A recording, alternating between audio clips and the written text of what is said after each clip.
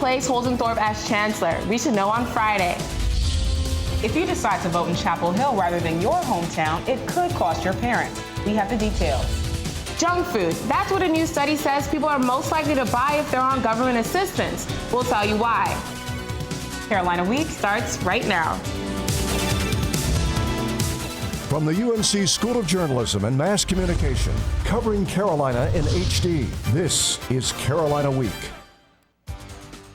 We should know Friday. That's when the Board of Governors is scheduled to vote on a new chancellor. Good evening, I'm Stephanie Mockpie. And I'm Avery Harper. University officials made that announcement today. Reporter Alex Giles is live on campus with the latest. We just found out today that the Board of Governors could pick a new chancellor at their meeting on Friday. Like you already mentioned, Chancellor Thorpe announced back in September that he'd be stepping down at the end of this school year. On Friday, the board chair will announce his candidate for the position, and members of the board will have the opportunity to vote for that candidate. I'll be at that meeting on Friday, and we'll keep you updated. Back to both of you at the desk. Thanks, Alex. Chancellor Thorpe plans to officially step down June 30th. If a bill filed in the Senate becomes law, the number of college-age voters may go down. The new bill says if students register to vote at any address other than their parents', including their campus address, their parents won't be able to claim them as dependent. Jessica Marker tells us more about this debate that opponents say is an effort to suppress young Democratic voters. UNC senior Wood Robinson likes to stay active in politics. I've voted twice. I voted once in the midterm elections and one in the most recent presidential election. During the midterm elections, he voted in Greensboro, where his parents live. But the problem with that was that I didn't feel like I knew anything about the local politics because I hadn't lived there for 2 years. A new bill introduced in the North Carolina Senate could make this a permanent problem for students like Robinson. I spoke with a sponsor of the bill, Senator Ronald Rabin, who said that students would have several options. Go home and vote. You can vote by absentee ballot, which in this state is very easy to accomplish, or you can register to vote in where your school is. He said the intent of the bill is to ensure that all citizens have an equal opportunity to be heard. I don't want to see my vote diluted. I don't want to see yours diluted, or anyone else in the audience's diluted. But some senators in the legislature believe it would dilute the votes of populations that traditionally vote Democratic. I think it's a very blatant attempt to say that students who came out so strongly in 2012 and in 2028, that they're going to say, well, that was a heavily Democratic vote, and we are in charge as Republicans, and we're going to make sure that those students don't vote again. The chairman of the North Carolina College Republicans says the bill is giving students the same rights as others living in temporary living arrangements. The model for this is how we treat the military and how they vote. He says he would not support any suppression of voter rights. So I don't want anyone feeling that their right to vote is being delayed or complicated in any way. Others disagree. It's just adding another measure of making it more difficult for people to vote, which is undemocratic and un-American. College-age voters account for nearly 1 in 5 votes here in Orange County. In Chapel Hill, I'm Jessica Marker. For a family making $50,000 a year, the loss of that deduction could cost $266 more a year in state taxes. Another big story on campus is Pat McCrory's proposed budget, a budget that cuts the UNC system budget and raises tuition for out-of-state students. Students were having their say on the plan this week. The North Carolina... We say fight back! We say fight back! The North Carolina Student Power Union held a teach-out in front of Gardner Hall. Budget Director Art Pope was speaking to a class there during the demonstration. Students spoke out against the budget, and organizers say their goal is to educate students on how the budget would affect them. The classroom where Pope spoke was guarded by security, and media were not allowed inside. Cursive handwriting may be dying. Nowadays, typing is popular among students and in the workplace. And a lot of public schools have eliminated cursive instruction from the classroom. But a bill in the North Carolina General Assembly aims to change just that. Dawn Daniels reports. Editing and graphic design major Ebony Schamberger writes many things in cursive. She learned it when she was in elementary school. We had a whole lot of days where we practiced it over and over and over. But some students are going to college not knowing cursive. Martinette Horner works in UNC's School of Education. She noticed the lack of cursive instruction when she proctored an SAT test. In this room of 17 and some 18-year-olds, these students did not know how to write a statement in cursive, nor did they understand that a signature meant you should not print your name. State Representative Pat Hurley introduced the bill to the General Assembly that would mandate cursive instruction in elementary schools. Horner is apprehensive about lawmakers making rules for the classroom. That tends to just make me a little concerned when folks who haven't been in a classroom in a while, or if at all, start to mandate such things. But she thinks cursive is still important. We're in a climate where whatever's not being tested is probably going to get cut. Despite the rise in computer use, Schamberger says she'll still be writing by hand. With me being a writer, I prefer to have something as a keepsake that's tangible, so I'll probably still be using cursive. The bill has passed the House and is awaiting Senate approval. In Chapel Hill, I'm John Daniels. A report by the National Association of State Boards of Education says the average third grader now receives 15 minutes of cursive instruction a day. That's down from 30 to 45 minutes a generation ago. If you thought you were through with standardized tests after you got to Carolina, think again.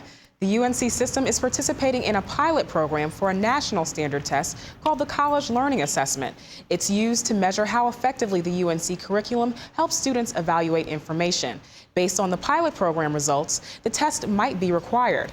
The test would not affect students' GPAs and wouldn't show up on their transcripts. The United States Supreme Court is considering 2 cases concerning affirmative action in college admissions. Their decision could ultimately end affirmative action in higher education. Reporter Kiara Palmer shows us how this could affect diversity at UNC. Alexis Davis is a senior public relations student from Raleigh. When she's not studying, she serves as the president of UNC's Black Student Movement.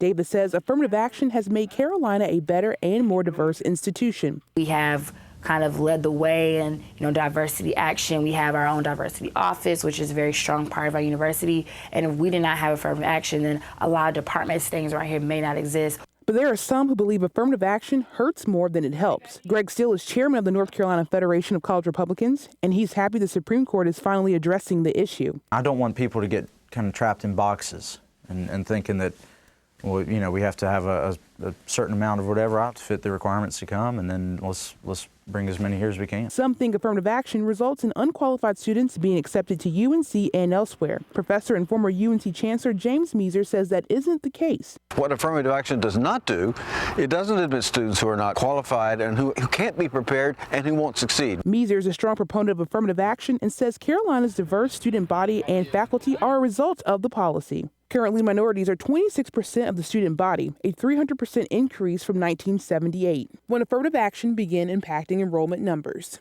Measer says, though he's concerned about the pending court decision, he's not worried about the diversity of the UNC student body. We'll still have a diversified campus. We'll still do affirmative action.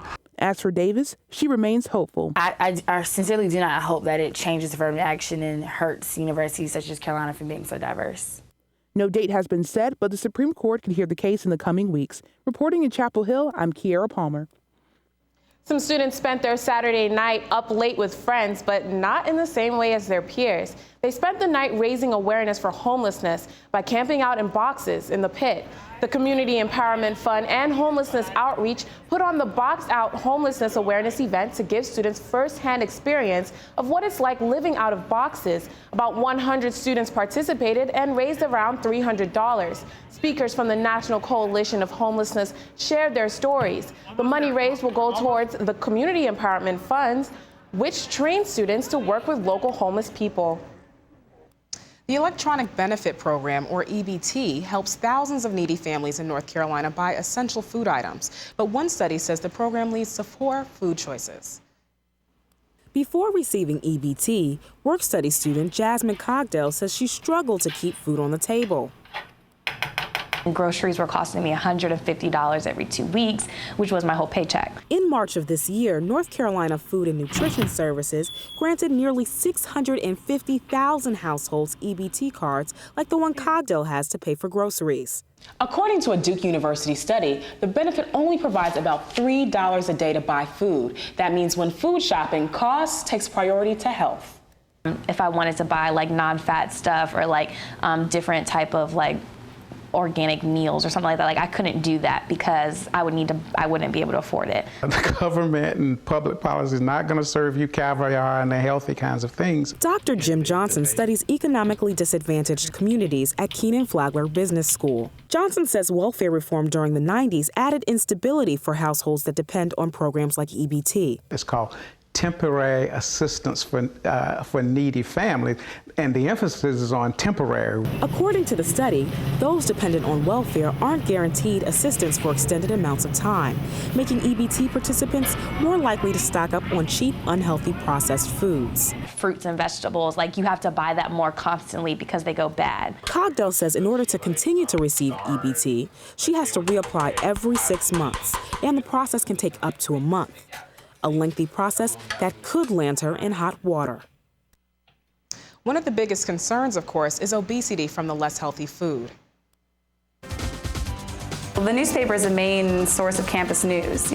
We'll introduce you to the new editor of the Daily Tar Heel next.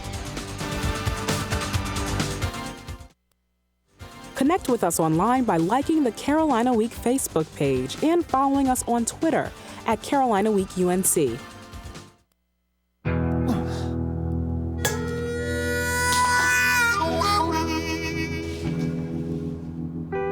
Get caught buzz driving, and you could do some hard time. Craig, knock it off. Sorry, Mom. It could cost you around $10,000 in fines, legal fees, and increased insurance rates. And that could set you back a few years. Buzzed, busted, and broke. Because buzz driving is drunk driving.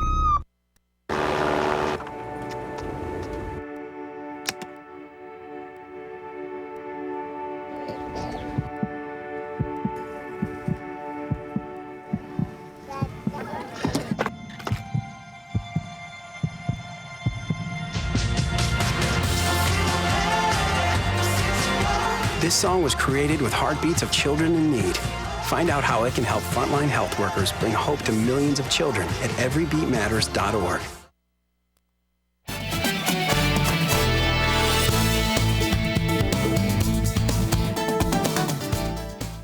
Police just released the photos of the vandals that sprayed threatening graffiti in McIver Residence Hall. Take a look.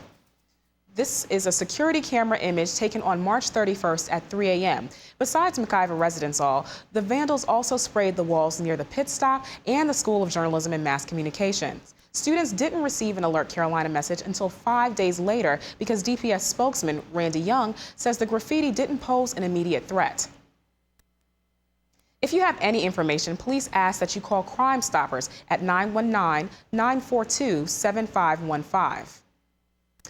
UNC public safety officials are also asking for your help to identify 4 individuals caught on tape breaking into the student union on 2 separate occasions. But 2 of them might be hard to identify because they were dressed as a banana and a lobster. You're looking at security photos from the student union of the 4 suspects. The first break-in happened early in the morning on March 31st, the other on the morning of April 1st. In the one of the break-ins, the thieves stole wooden artwork valued at more than $1,000. In the other, authorities aren't sure what, if anything, was taken. DPS spokesman Randy Young says the university will not press charges if that artwork is returned undamaged. Here's that Crime Stoppers number one more time, 919-942-7515. Call if you know anything about the union break-in or the vandalism. Another story from the UNC campus police blotter. We wanted to know why students didn't receive an Alert Carolina message last week after a shooting suspect escaped from UNC hospitals. 21-year-old Larry Leverett is the primary suspect in a Friday afternoon Southern Pines shooting. He was shot too and airlifted to UNC hospitals. A DPS spokesperson told us police did not identify Leverett as being armed and dangerous, so there wasn't a threat to the campus community. Southern Pines police later arrested him. The Daily Tar Heel has named its new editor-in-chief. Junior Nicole Comparado is the current university desk editor and was one of 3 people to apply for the position. Reporter Alex Giles sat down with Comparado to talk to her about moving into this new role. So, Nicole Comparado, new Daily Tar Heel editor-in-chief. Tell me, how does it feel? It's really exciting. I'm looking forward to it a lot. Next year is going to be a huge year for transitions in this university. We're going to have a new chancellor, new provost.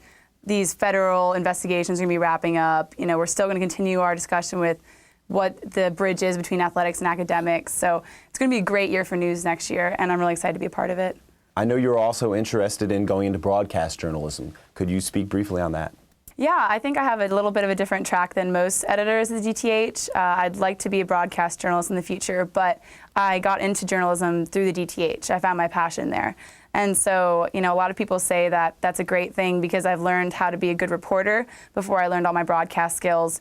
I'm making up for that now, but, you know, I think it's been a great transition, and I look forward to bringing some of my broadcast skills back to the DTH. You know, I have a lot of ideas on how to improve our multimedia department and how to bring the skills I'm learning here in the journalism school over to the DTH.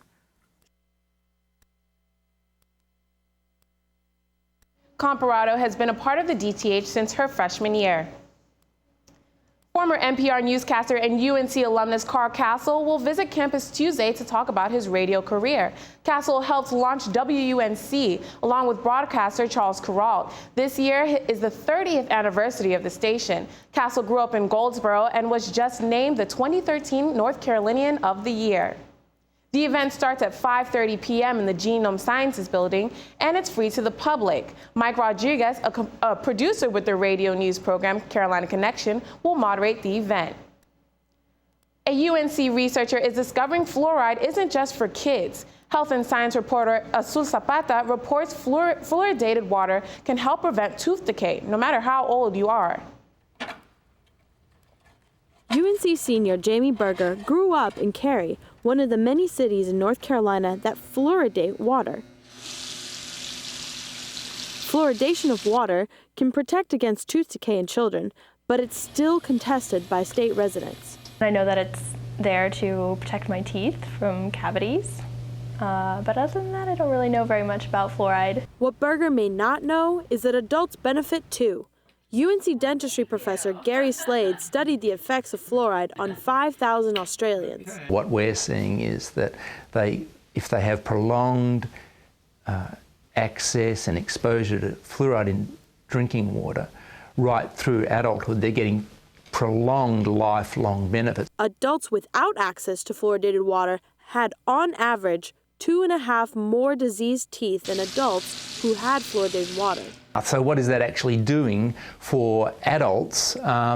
It's helping offset that acid attack that's also happening, by the way, when you sit down to have your breakfast. We were, certainly pleased to learn about the results of the study. Lisa Ward from the North Carolina Dental Society says, "We know fluoride helps kids. But now we know that it's also beneficial for adults, even if they didn't necessarily receive it as children." The good news is more than 85% of North Carolina has fluoridated water, including communities in Durham, Chatham, and Orange counties. The bad news is communities with well water cannot add fluoride to reach the recommended levels. In Chapel Hill, I'm Azul Zapata. Well, Cefe, it's certainly hot outside. It doesn't feel like spring. It's more like summer. It definitely is. It's definitely hot, but I'm happy about it. I hope you are too. Meteorologist Katie McGee is next with our forecast.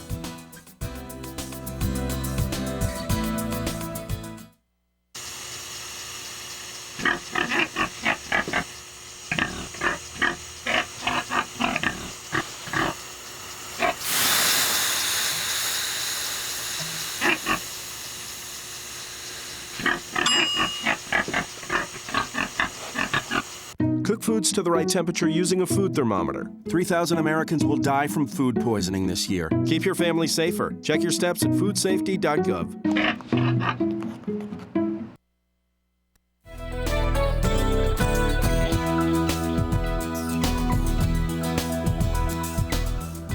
Good evening. Welcome back to Carolina Week. I'm meteorologist Katie McGee, and thanks for staying with us. It definitely feels a lot more like we jumped straight from winter into summer these past few days. And looking at our current satellite map, you can definitely see this shows that as well. With clear skies over central North Carolina, all of that sunlight has been able to come in, making these past few days definitely sunny, warm, and beautiful. However, what's going to impact us these next couple of days we need to keep our eye on is this huge cloud mass to our west. Now, looking at the surface map, we can see that's this low pressure system combined with a cold front. Now, these two low pressure systems are going to bring up all of this warm, moist Gulf air so that by tomorrow around noon, we can add a lot more moisture and a lot more precipitation to our west. However, we still will have clear skies over the eastern seaboard, but that's going to be a different story later on tomorrow evening. As this organizes into a stronger cold front, pushing its way straight for us, we will experience a lot more rain late tomorrow evening into the early hours Friday morning. Looking ahead just at tonight, we can see temperatures expected to dip down to a mild 59 degrees with mostly clear skies and a bit of a light breeze, which will make way for a very warm tomorrow, a little cooler than today, around 82, with building clouds and again, those late night storms coming straight for us. Now, breaking down tomorrow just a little further so you know what to expect throughout the day in our fast forecast. We can see around 8 a.m. temperatures at 63 with beautiful sunny skies. However, as we get to noon, we'll see temperatures around 75. Again, with those building clouds, we'll see our high around 80 around 4 or 5 p.m. So that way by 8 p.m. we're back down to 72 with mostly cloudy skies this evening. So you'll definitely want to remember you don't need a jacket, but keep your umbrella handy if you're heading out late tomorrow night. Now, the big problem with me for spring is all of this pollen in the air. Looking ahead at tomorrow, we can see the forecast levels are expected to have high levels of pollen tomorrow. However, as we see that rain come in on Thursday through Friday, we are expecting the pollen levels to decrease a bit to only mild levels by Saturday. Now, looking ahead at our 5-day forecast, again, we can see those warm skies tomorrow with rain building on into Friday. And as that cold front passes through, that'll make way for a very clear and cooler temperatures this weekend as we see temperatures finally getting back to about spring-like weather in the low to mid 70s this weekend. Great, so it's definitely nice outside. Yeah, it's nice and it's going to get back down where it should be for this time of year, definitely. Thanks for the great news, Thank Katie. you guys. Hits are hard to come by against the baseball team this season. Thanks to a staff stacked with aces, sports is coming up.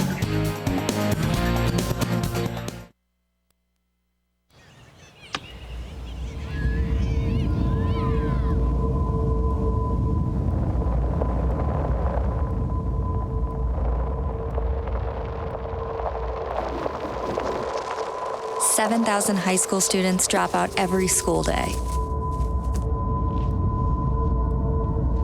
Let's catch them before it's too late. To start helping students in your community, visit boostup.org.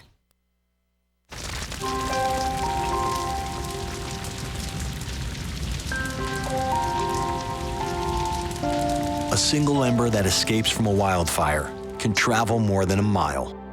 That single ember can ignite and destroy your home or even your community. You can't control where that ember will land, only what happens when it does. Get Fire Adapted now at fireadapted.org.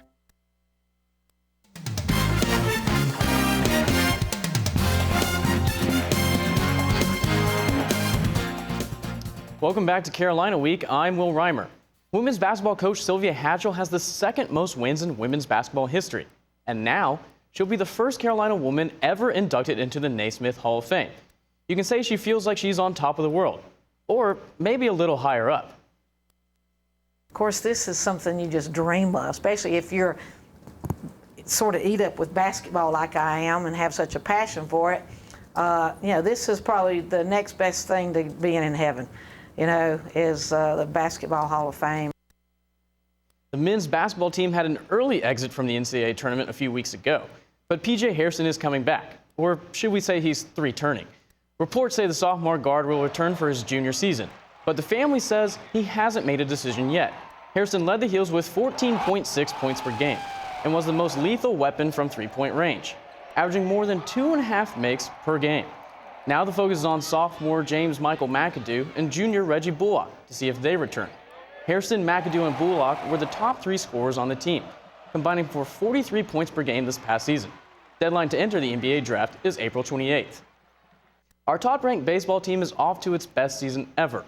The Diamond Heels are 30-2 this season, and that great start comes from several Diamond aces. Head coach Mike Fox is no stranger to Golden Arms. There are 6 former Tar Heel pitchers on Major League Baseball rosters this season, including Daniel Bard and Andrew Miller, who led the Heels to back-to-back College World Series finals. So how does this pitching staff stack up to the others? I think the jury's still out on that. This year's Heels have a pretty strong case. Carolina pitchers give up fewer than 2 earned runs a game. An opponent's batting average is less than 200. Junior preseason All-American Colin Moran says having such a strong pitching staff helps the offense. It doesn't have to do as much. The coaches preach not to, be discouraged or anything like that. Just keep fighting because it's only going to take a couple runs to win usually. Sometimes not even that many. The Heels have pitched 6 shutouts this season and given up 2 runs or fewer in 21 out of 32 games. Junior Kent Emanuel is 6-1 with a 1.3 ERA. Trent Thornton is 7-0 with a 0.6 ERA. But Coach Fox says it's how his team ends the season that's most important. It's a matter of consistency and our guys staying with it, and they've got to be throwing well in May and June. So I think you got to wait till the season's over to kind of compare staffs. The jury might still be out on where this staff ranks, but one thing we do know is this one's full of aces. I mean, we like our pitching staff, but it's we've got a long way to go. One Tar Heel track record still stands after 40 years. In 1973, Reggie McAfee became the first African-American to run a sub-4-minute mile while a student athlete at Carolina. During Saturday's track meet, the mile event will be named the McAfee Mile in his honor. Head coach Carlos Metter says honoring the event gives student athletes a great opportunity. Just having the chance to honor Mr. McAfee, having the chance to have him back on campus, and to reiterate to him that he's still a special part of our university, special part of our track and field history. That's the biggest thing. In addition to that, if we could have somebody else break the 4-minute barrier, it would be outstanding. Yeah, and another event this weekend is the spring football game, and I know y'all are pretty high fashion, so the UNC will be unveiling some new uniforms at the game, so y'all should pay attention. That's good. I'm glad. I love a football game in Kenan Stadium. I love the fashion of it. So I look forward to that. Great. Thanks, Will. Thanks, Will. Clouds of color fill the air around Polk Place. We'll tell you more about this festival of colors next. If you have a story idea, call Carolina Week at 919-843-8292 or email us at carolinaweek@unc.edu. And if you have questions about this program, write to us at Carolina Week, Campus Box 3365, UNC-CH, Chapel Hill, North Carolina 27599. Be sure to check out Carolina Week online at carolinaweek.org.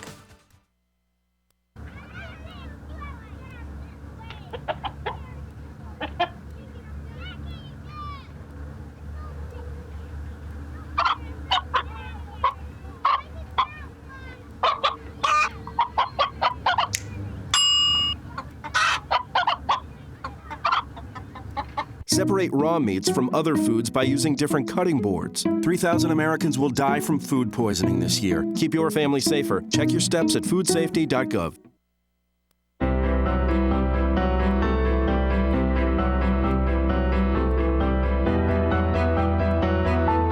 Body language can tell you all sorts of things. Like someone is having a stroke. Know the sudden signs. Learn fast. Face drooping, arm weakness, speech difficulty. Time to call 911 and get them to a hospital immediately. Learn the body language and spot a stroke fast.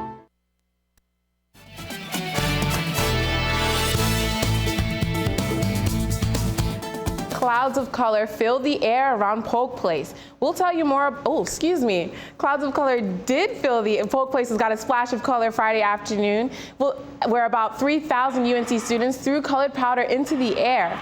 They're celebrating Holy Moly. Holi is a Hindu holiday to welcome the coming of spring. Here at UNC, students celebrated this festival of colors by adding water to color packets and throwing them in the air to symbolize the arrival of the new life in colors. Organizers say the event is designed to promote diversity and multiculturalism.